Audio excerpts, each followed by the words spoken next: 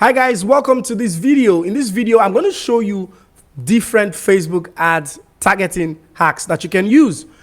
If you are someone who runs a lot of Facebook ads and it has not been giving you results over time, in this video, you're going to learn Facebook ads targeting hacks that will help you in 2022. Now, let's get straight into it. So I'm going to go into my Facebook ad account. Now, I'm going to be using my laptop, so please pay close attention to this.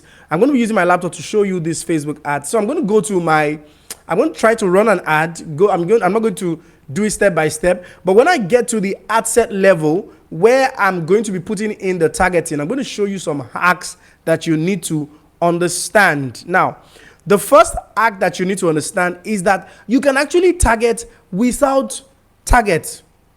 How does that sound? You can actually do a targeting that does not require interest targeting. That's what I mean. So all you put is the location, the gender, and the age range. Just these things are enough, and sometimes it gives you results. Now, the other thing you can also do is to exclude some targets or to include a target. So what does that mean? So for example, if you say that if you're targeting, let's say for example, people who drink tea, right? You want to also include people who drink coffee. So there's a way you can do that. And this type of targeting hack can help you.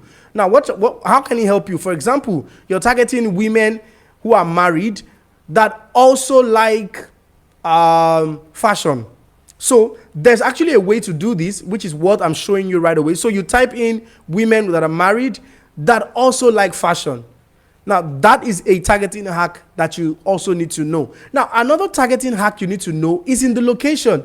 Do you know that in the location, you can also target people who live in a location, people who are traveling in a location, people who are going to a location.